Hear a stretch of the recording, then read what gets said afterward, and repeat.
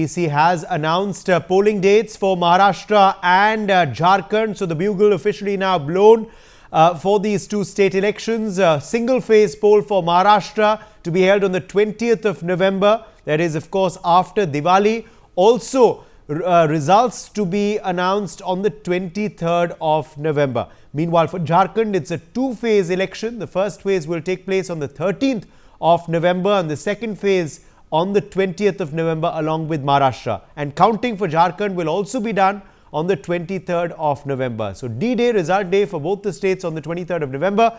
And of course, a two-phase election for Jharkhand and a single-phase poll for Maharashtra. Joining us to decode this big election commission announcement is Himanshu Bhatt, senior journalist. We also have A.S. Deol, JMM spokesperson, live with us. Yuvraj Pokarna, activist, also is joining us live. Let me make a start with you first, Himanshu Bhatt. The bugle officially blown, two-phase election for Jharkhand, single phase for Maharashtra. Yes, it's okay. I was expecting, two-phase even for Maharashtra. But then the festivities, Diwali and following that, another 10 days of another festivities. And certain places in Jharkhand also, there'll be, this Chhat Puja and other things. And so, 20th, fine. No problems, because that was the request of all political parties, that please do it after the holidays and the festival days. And once but by 20th of November, I think everybody should be back to work, and so everything should be normal in Mumbai and other places in Maharashtra, Nagpur and Vidarbha and Marathwada and every damn place. So what we are witnessing here is it's something like 288 seats going to poll in a single phase. So it's going to be a task, because it's nearly 10 crore voters are going to cast their votes on a single day in one state itself, along with 2.5 crore voters somewhere in Jharkhand. Now that's a two-phase poll, so it'll be about 1.5 crores or something, So when you look at the elaborate arrangements and other things by the election commission, and along with that, 51 seats by elections. All these things put together, it will be about 25% of the total electorate of the country, nearly roughly 20%, sorry, not 25%, will be voting on these 2 days. And Maharashtra and Mumbai being the economic capital, the polls here are going to be very, very crucial and interesting. And given the situation what we are in today, as a country, these polls are going to be very, very significant. It is going to be more significant in the sense that this will be the only state in the country which will have maximum number of political parties. Yeah, two separate alliances, all right. But there are 6 political parties in contention for seats this time, which was initially, actually 3 or 4. Which has become 6 with the split in the two parties. So it's all the more interesting for the people, how people are going to react in Maharashtra. Well, 35 days, not much of time. We'll know exactly. But the indications are coming. And what's happening is, those political leaders who think that voters are fools and they will castigate them, and they'll make them understand what they want, and all those things are gone now. The voter is very, very smart today. He already makes up his mind. I can bet on it what was some 20 years back or what was some 10 years back, and today's voter, there's a stark difference. Because today, out of 100, 80 have made up their mind. 30, 40 days before the election, campaigning starts, he knows what he wants to vote for and what he's going to vote for. So he's not going to go for these gimmicks of any of the politicians. Previously, it was, people used to get fooled because we are innocent people. The simple people, more than innocent, I'll say simple people. They are given small promises and they will say yes, they will do so. But the recent examples, what we are seeing in the Indian polity, you can fool a person once, but not every time, not second time today. In today's India, today's Bharat, you can't fool an individual for the second time. And that's what is exactly seen in a voter. And so, for me, Maharashtra is the key state. The outcome of this poll or the results of Maharashtra will determine so many things in country's future. Whether we are going to have certain things by 2029, whether we are going to have certain things by 2027, whether economically we are going to reach a certain place. Because, see, I'll give you Uday one example. Simple thing as a journalist, I look at that. During 3 years of a particular government, a bullet train project never did any work. And after that, the government changed and that work speeded up. Dharavi redevelopment, I'll give you one particular name. Dharavi redevelopment should have started by now. But it was stalled. Why? Because some other government was there which has started that. And there are some people who don't like our big corporate. In such a situation, Maharashtra is in a flux, I'll tell you. It's on a boil. People might talk so many things about caste and creed and this and that and all. But Maharashtra, be it Marathwada, be it Vidarbha, be it Konkan, be it Mumbai Mahanagar, they are on a flux and they are boiling. They want a better economic life. So, if a youth... Spokesperson of the BJP as well at this point, Shaina NC, a single-phase poll for Maharashtra. How do you view this announcement by the EC? How prepared is your party and the alliance for the election which has now formally been announced by the EC? We welcome the decision, Uday, of a single-phase election because whether it's 288 seats, you take a state like Maharashtra, you have right from Vidarbha to Western Maharashtra to Khandesh to Marathwada to Mumbai. It is quite a challenge. And we have seen in the Lok Sabha elections that, you've had very many ordeals of different phases. So I'm glad that the Election Commission has thought of a single phase and that the results on the 23rd is a welcome decision by the Election Commission. The opposition obviously is playing its own petty politics of questioning EVMs. Whenever they win, they have no faulty EVMs. Whenever they lose and they realize that the writing on the wall that has been seen with the Haryana results, it's amply clear that the Mahayuti government will come back to power. And as your previous speaker said, it's true. There are so many monumental projects which have been completed by this government and at the speed of lightning. Whether it is like a city like Mumbai, whether it's the coastal roads, the Trans-Harbour Link, the metros, the Navasheva Link, the Atal Setu, the list is endless. You talk about infrastructure projects like bullet trains, you talk about IT hubs which have been created in Maharashtra, you talk about the Ladki Behan Yojana, which actually reaches out to 2.5 crore women by giving them 1,500 rupees each in their bank accounts. The list is endless. So I would only want to say that let's welcome this festival of democracy and may the best man win. Let me also, in fact, quickly take that to Pooja Tripathi of the Congress party as well. Pooja Tripathi, as far as the election is concerned in Maharashtra and Jharkhand, how ready are you? What do you make of the single phase announcement for Maharashtra and double phase election for Jharkhand?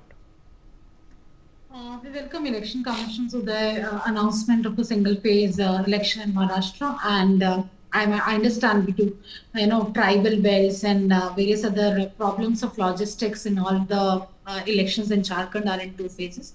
We welcome it, and I'll just say it, may the best man win, because people's issue, because employment, because inflation, shifting of major projects from Maharashtra to Gujarat, the law and order, just saw a major, a big time politician being shot dead in Mumbai in the capital city, in the financial capital city of Mumbai.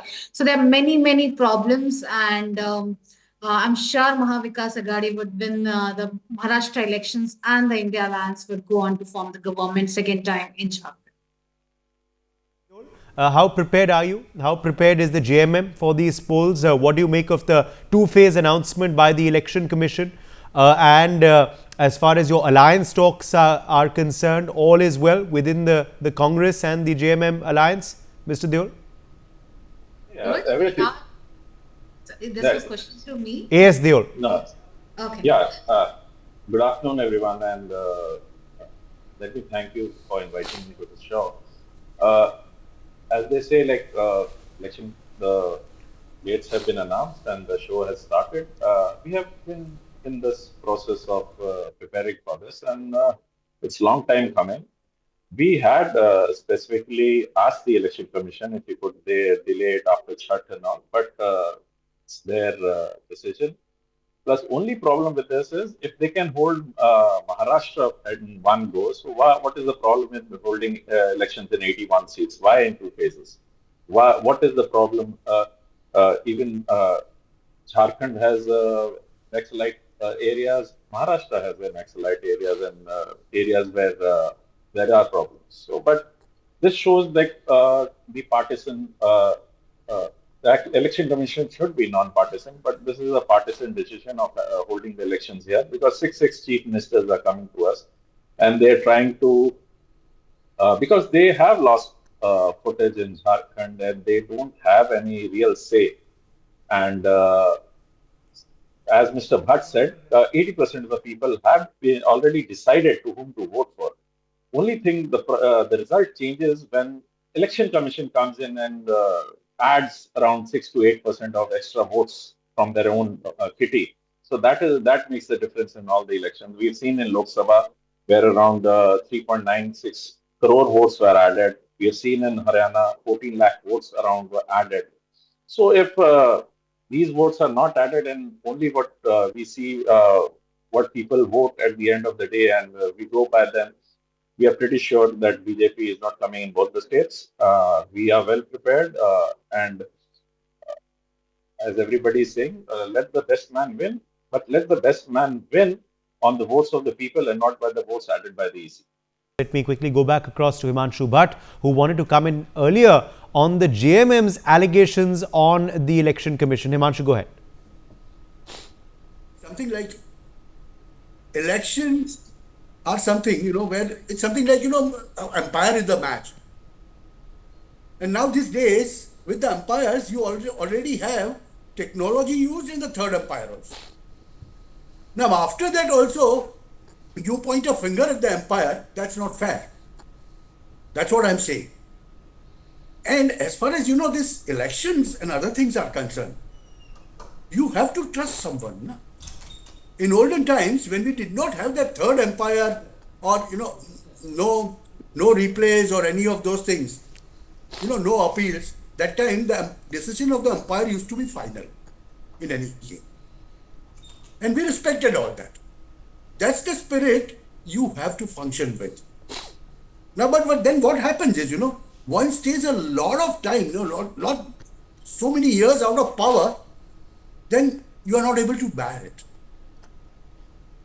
But they don't seem to understand that, psyche of the people, when you don't gauge the mood of the people, the results come which are not favorable. BJP saw that in Lok Sabha elections.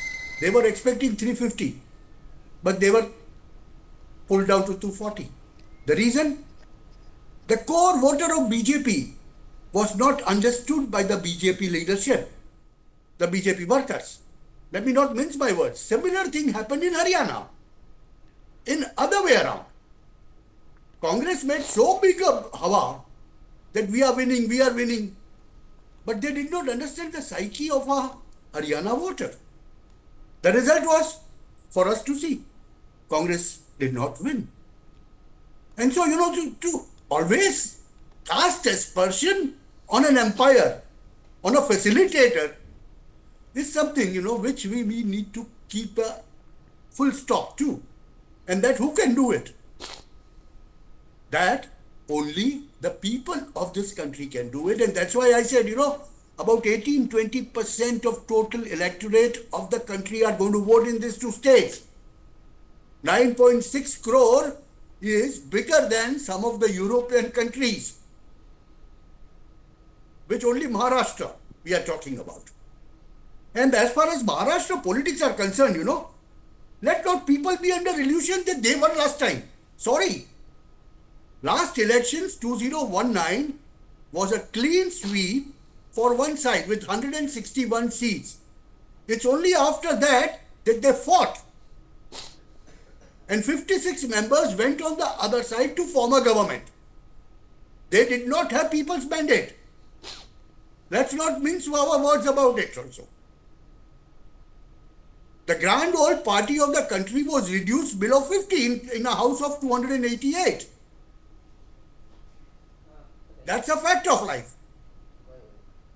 Yes. When we talk of Vidhan Sabha elections, let's say one thing, that let the best man win. This is going to be a very interesting fight. Everybody is going to put their stakes in it, and this is going to be very interesting because there are going to be 6 parties.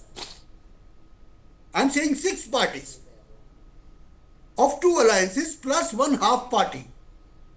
People might not believe my words, but there's going to be a party which is going to get about 10-15 seats in Maharashtra and which will prove decisive for some people. And that is Manse of Raj Thackeray. In Vidhan Sabha, you cannot discount that party. In 10 to 15 seats, they will have an effect. If they don't win those seats, they will be the decider who wins it. And that is where the whole election might turn. Okay, let me take that across to Pooja Tripathi as well. Pooja Tripathi, there was of course a shock upset of your party by the BJP in the recent Haryana polls. That was something that exit polls did not predict correctly. Himanshu Bhatt just gave his reasons for why that happened. But do you see the ramifications for what happened there in these upcoming 2 assembly polls? I'll be honest, when you talk about the morale of the workers, when you talk about, our, the vigor and the energy with which we were approaching the election, it definitely underwent a bumpy ride. It definitely underwent a halt. But I'm sure that's something that we want to forget and move on. We want to learn from the mistakes. We want to know why we fared the way we were in Haryana. And now Maharashtra and Jharkhand elections, with the announcement of Maharashtra and Jharkhand elections, we are taking it as a new day. We have been working in both Maharashtra and Jharkhand since many months, since post the completion of Lok Sabha elections. And it definitely lowers the morale. But now when the elections have been announced, every worker of the party is energized. Every worker of the party is dedicated enough to take head on the NDA government, be it Mahayuti or the NDA government in Jharkhand. And the fight would be interesting. The way issues would be, while in Maharashtra, the core issue would be the Maratha pride, the jobs and everything. In Jharkhand, there would be the issues of, the tribal issues will take the center stage. How the chief minister, the sitting chief minister was treated by the central government will take the center stage. I'm sure both the Maiya scheme and the Ladli Behna scheme will have a profound impact on the voting behavior of the electorate. And let's see how this fight goes, Uday. But we are very dedicated, we're very committed, and we're very energized to take the elections head on.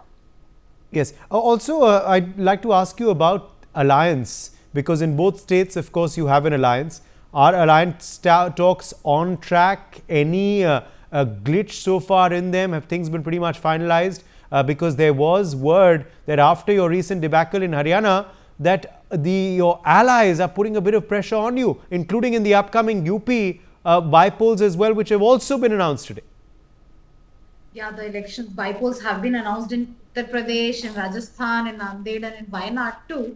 And as far as alliance talks are there, we are completely on track. We have been discussing the whole seat sharing formula. I'm sure there are 2-3 seats which were kind of a friction between the alliance partners, but everything is on track. Everything is going well. There were, statements by the alliance partners or some of the leaders, which we constructively take in our stride. There was an election, we didn't do well, and we are ready to take on the criticism. So that's fair and fine. We're a democratic alliance, and everyone is free to voice their opinions. But as far as alliance is concerned, we are putting up a united fight. We will be taking a united stand against every issue that is impacting the common people. And both in Jharkhand and Maharashtra, alliance is very strong and would be fighting the incumbent NDA at the central government. Okay. Do you see, Yuvraj, any ramifications of what has happened recently in Haryana and also in J&K on these upcoming assembly elections? Uday, from where I see, there are a couple of ramifications to be precise. The one is geographical expansion of the BJP across the length and width of the country. Whether Modi or no Modi, whether BJP or no BJP, but BJP works incessantly on the ground to increase its vote share and geographical area. That is one. Second, when you asked about the alliance, see, people and especially the voters these days see through the line of schemes and they do not fall for any kind of eye washes. Just bear with me for a couple of seconds more. When it was Haryana, Samajwadi Party was fighting on a lone seat. ASP party was in alliance with, I think, JJP. BSP was with INLD, and Congress was completely fighting on the shoulders of Hooda family. That is Haryana for you. Let aside the Aam Aadmi Party, which was a crybaby, which was a spoil sport, which kept on cribbing and wibbing in the media कि हमको ये लोग seat नहीं दे रहे हैं. And few months ago, 100 days ago, when it was the Lok Sabha election, everybody was in the sailing in the same boat. Which was the boat? What was the plan? Modi hatao, Modi bhagao, and being anti-Modi is the whole and soul glue that binds up the so-called alliance. So now people see through the line of schemes. And yes, last 10 seconds. Even if it is about Jammu and Kashmir, BJP is the party with the largest vote share. It is incredible. If it is about Haryana, BJP not only clinched the election but also increased its vote share and also entered the so-called Jat land with almost 13 to 15 seats out of 25 seats.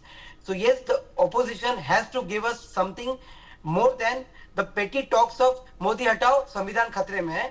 People can see through. Okay. Over to you then. Yes. Let me, in fact, quickly also, take that to Radhalakshmi Joshi as well. Radhalakshmi Joshi, do you also believe that there will be an impact on alliances and the Congress's fortunes because of what happened recently in Haryana?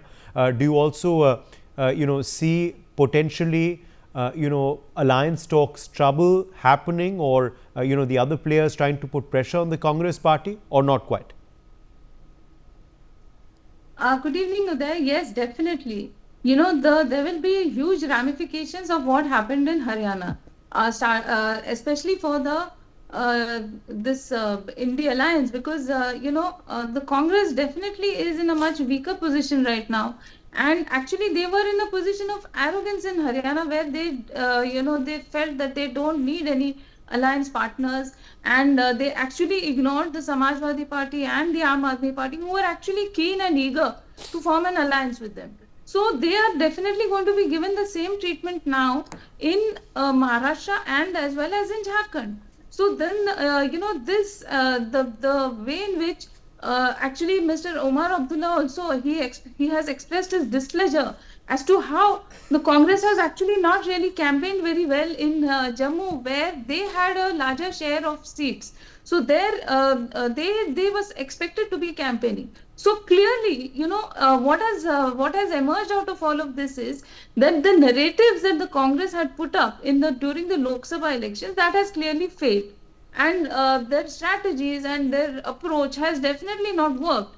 So the BJP has learned its lesson very quickly, and they have actually been able to successfully destroy this narrative that was there about the Samvidhan khatre mein hai, all that thing about the reservation. So all of that was a major factor in the Lok Sabha elections, due to which, especially in some states, and that is now in the coming election in Maharashtra, that is going to be a huge factor, because in the Lok Sabha elections, that was one of the major factors why in Maharashtra the BJP and the Shiv Sena of Eknath Shinde and Ajit Pawar did badly.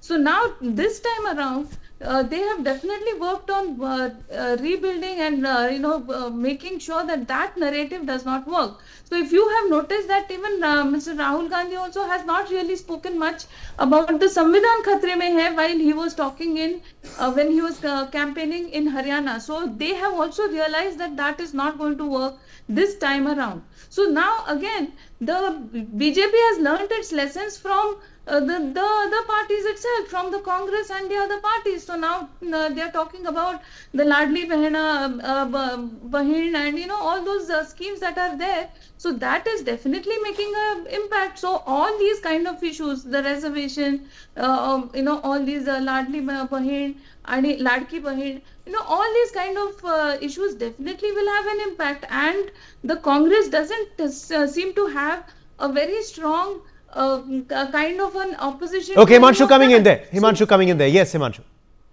I have just a very singular point, and that is BJP lost heavily in UP, 30-35 seats, which is going again for 10 seats, by-elections, and lost so many seats in Maharashtra. These are the two main states where BJP had lost heavily. Now, both of them, this 10 by-elections, 10 seats by-elections, and Maharashtra state assembly elections. If the results are repeated by Congress, I would believe that Congress is doing something right. But if not, then they are in doldrums because, as I said, But we saw earlier, even in Haryana, in the Lok Sabha, they lost seats. However, in assembly polls, that's things what I'm changed. saying now. They lost once. If they lose it again, then I would believe that Congress has done something right and people have believed what Rahul Gandhi was saying. Okay. He said, we'll change the constitution and this and that and all. They are changing this. If they win, and till now in Maharashtra, Congress has been relegated always in alliance to the third biggest partner out of three parties. Let's not forget that fact. All right, let Pooja Tripathi respond now. She's heard you all out. That's a fact in figures. Not only in UP, Maharashtra also BJP fared very badly. And Congress was the single largest party when it comes to the Mahavikas Aghadi Alliance in terms of the Lok Sabha election. Look, we are talking of assembly elections today, my friend. This is what I was referring to, and that is what I gave the figures of. Please don't interrupt me. I'm talking about Lok Sabha, and I opened my statement saying I'm talking about the Lok Sabha when I mentioned Uttar Pradesh and Maharashtra and Congress being the largest alliance partner, largest vote share. When it comes to Maharashtra, Uday, the issues that's raging, that the people will be voting on, is definitely the agricultural distress that's across Maharashtra, that across Vidarbha region, that across Maharashtra. The moving out of the employment projects, the moving out of the 6 major projects that have been moved from Maharashtra to Gujarat, be it the Tata project, be it the Vedanta Foxconn, be it the 18,000 crore, the few days back 18,000 crore renewable energy project, which have been moved from Maharashtra to Gujarat very comfortably. Also, when you see the Mahayuti alliance, their RSS have been accusing the NCP faction, the NCP Ajit Pawar faction of them responsible for the bad Lok Sabha elections. They are, there's a super CM, there's a shadow CM, and they are completely in friction with each other. And what we see right now, 2 days back, is what law and order has been reduced to joke in Maharashtra. There's the same Home Minister of Maharashtra who had his posters put up with a gun in hand saying Badlapur se Badlapura.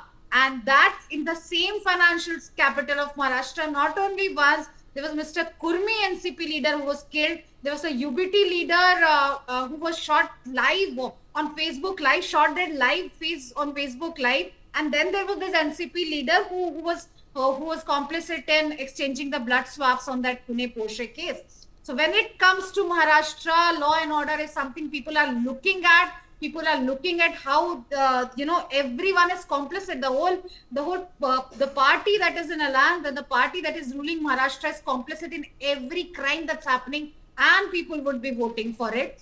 And things are like, and when Ms. Joshi just talked about Samvidhan Khatre, let me tell you that tomorrow Rahul Gandhi is reaching Jharkhand, and He is leading the Samvidhan Bachao Mahasammelan there, and we have not left the issue, the agenda of the blow on the constitutional principles, the fundamentals of constitution, and we would fight it till tooth and nail.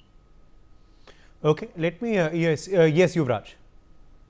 Udit, there are a couple of things. First, as the Congress panelists said that Rahul Gandhi is reaching Jharkhand tomorrow. So where was he during the whole campaigning of Haryana? Where was he during the results? That is what. Ma'am, please don't interfere, ma'am. One second. Please extend the courtesy of not tickling me. Please do not tickle me. You have lost You asked Himanshu sir not to interfere. 2019. When you speak, the same way I'm asking you not to interfere when I speak. I know it is too much to ask for immunity for a congressman, but still let me try. Let me try asking a congressman to be fair. No, to be civil, please be civil. Please be civil, please be cool. Don't show your goodness. Please be civil. Please be civil. This is not your Congress party meeting. This is not your Congress office. This is not your Congress Karyalaya. Please be civilized. No. I won't allow you to speak over me. I won't allow you to speak over me. This is not done. All right. So the poll bugle, of course, has blown, and we are going to see, allegations versus counter allegations, of course, through the campaign. We'll be tracking it very closely right here on NewsX. We've run out of time. My thanks to all of our guests for joining us. For more such videos, subscribe to the NewsX YouTube channel, hit the bell icon.